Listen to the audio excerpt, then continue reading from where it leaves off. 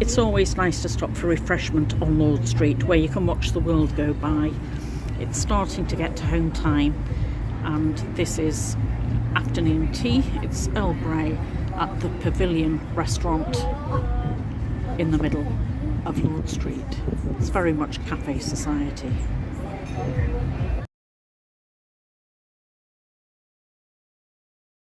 I've come to Southport for a few days deliberately so I can go to the Southport Flower Show, and I've been able to buy my ticket in advance. Today it was £25 and tomorrow it's going to be 24 degrees. I've only been to the flower show once, and I went with my aunt a number of years ago, perhaps about 20 years ago now, and when we came we stayed in the hotel behind me, which is the Scarisbrick Hotel, which in its heyday was absolutely beautiful. And when we stayed, we saw David Bellamy, who is the botanist, who was presenting something at the flower show. He was in the dining room, and it was a real treat to spend time with my aunt. I'm going to show you the photograph that I took of her in the room. It was one of my favourite photographs. So I have really happy memories of that.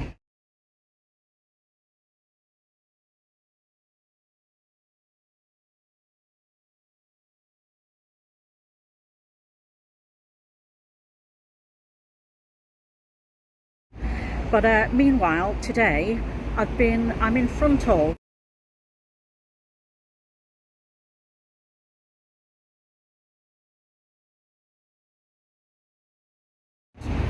and I've learnt something today that I've not known before, and that's that the clock tower was built by the same man who built Blackpool Tower, which is interesting. It is a beautiful clock tower, I must admit.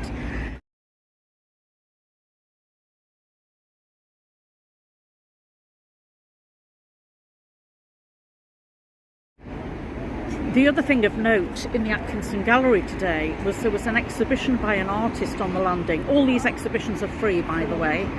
It was an artist who does mixed media art, and she was doing fabric paintings, and she sold quite a number. Now, if I can upload them, I will. Sometimes when I do that with it, I get a copyright strike, so we'll see what I can get on. Now, this lady featured on the front cover of Embroidery magazine, and her exhibition continues. I'll put the dates below.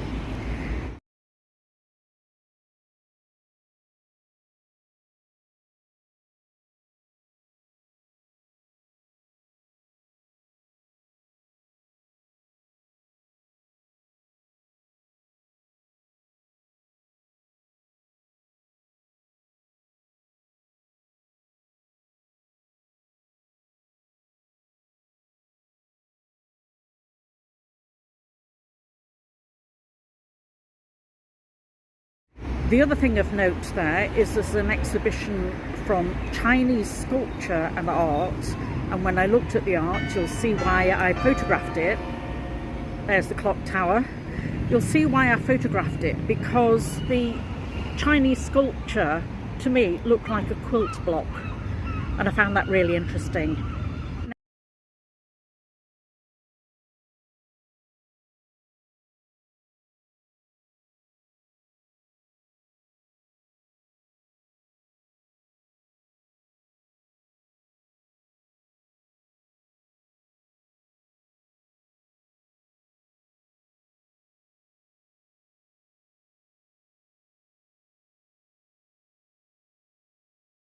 Now, the other thing of note, there's going to be an exhibition of quilts from September to December. I think it's the 9th of September to the 9th of December.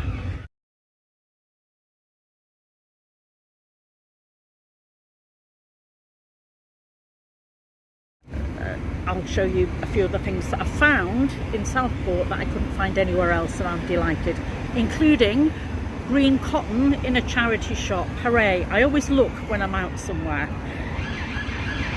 It's very busy out here behind me. Excuse me. Yeah, that's why. Not only is it home time, but it's emergency vehicles along here. All in all, it's 20 degrees today. It's going to be hotter tomorrow for the flower show. So let me show you in pictures and videos what I've found today, and then come back to me tomorrow when I upload my report on the Southport Flower Show 2023, and also note that it's on until Sunday. Now it might rain, but see what it's like. So first of all, in front of me I've got a little aster. This is called a September flower and it's absolutely beautiful, and I think it's ideal. If you stand here long enough you see some fantastic cars go by. There's quite a bit of money around Southport. In front of me I've got some September flowers. These are asters, which are fabulous for doing embroidery. So let me show you those first.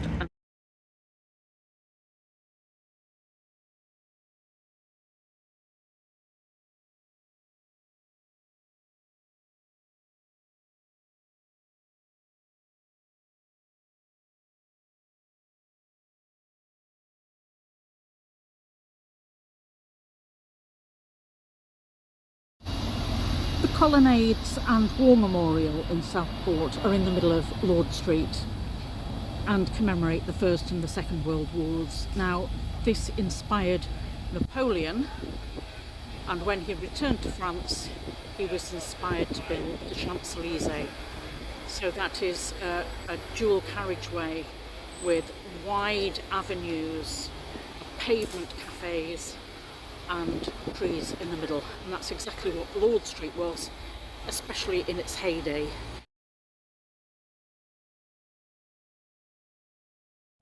Now, as you can see, some of the buildings have been restored and the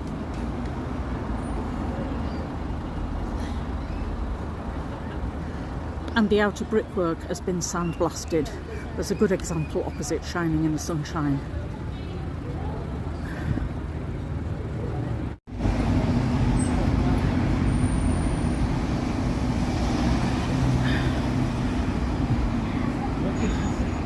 And in the sunshine, it's very much cafe society.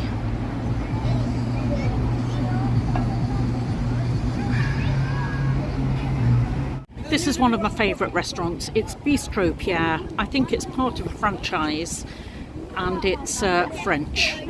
2 courses and a glass of wine, a cup of coffee. It cost about £30.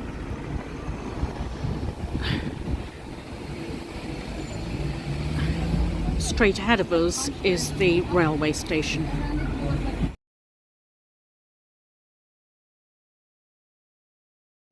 This really is a family orientated resort, and when the sun's shining there's nowhere better. If I turn the camera you will see where I am in relation to the pier.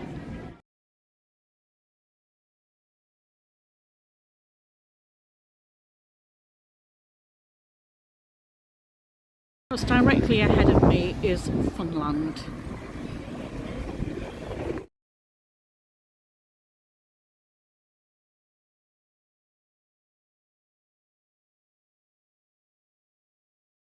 This is an award-winning fish and chip shop. It's Jackson's, 5-star rated, and it smells gorgeous. Funland has the carousel, as you can see it turning. This is the one that's featured in the Atkinson gallery, and amusement arcades, and the family name for this is Silcox. If I turn the camera around to me you can see that there's a static all year round Silcox amusement arcade with an ice cream parlour. Oh, kids just love it.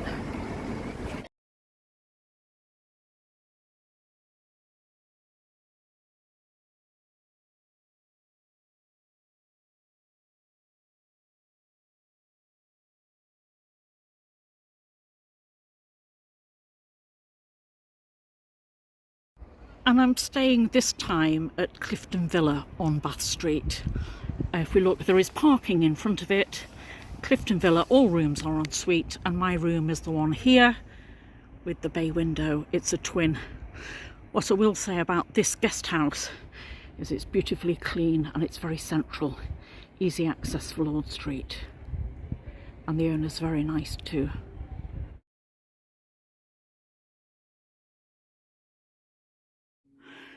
There's a very clean and welcoming lounge open for the guests. There's no television in here. There are televisions individually in the rooms.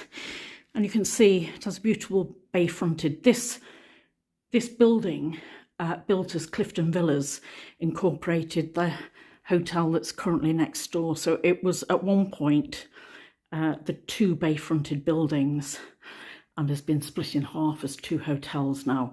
I'm directly above this bay window.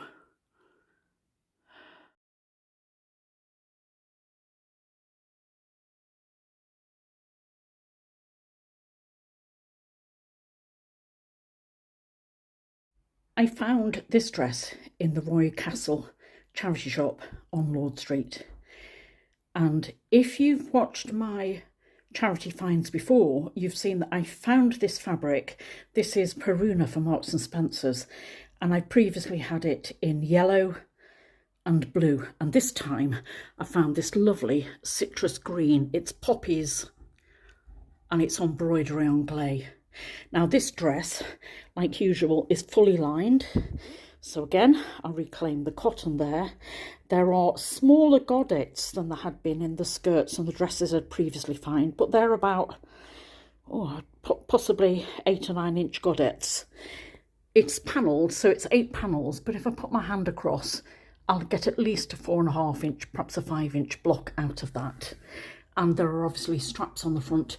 In order to get into this dress, there must be a zip. Yes, there it is, a long zip down the side. Let's take a look at it on the back.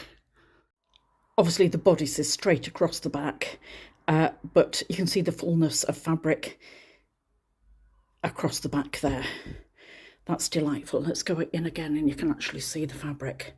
That's beautiful. Now that colour is repeated in something else that was on that same rail. Let me show you.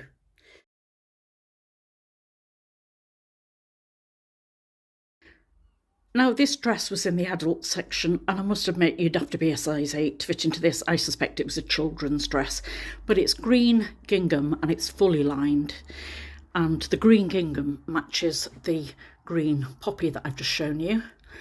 I've got tiers, again, about 4 inches wide, fully lined with a white cotton. Nice sleeve, and then the back is a little bit unusual.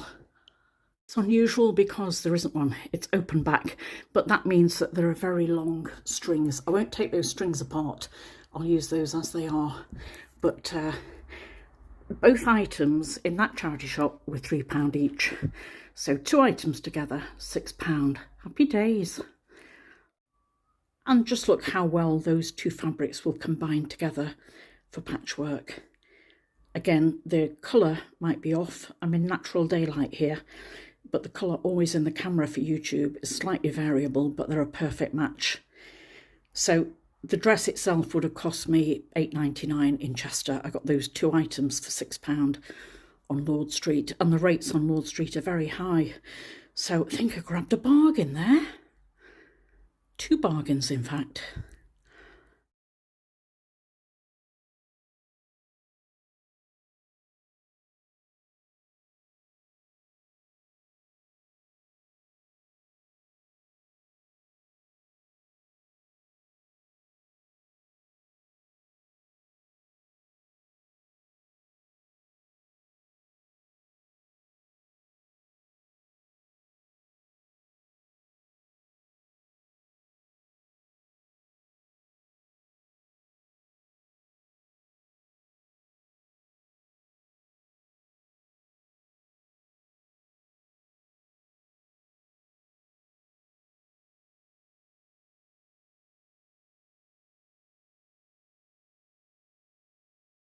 This is Maggie, the Cheshire Crafter. Come back and see me soon, won't you?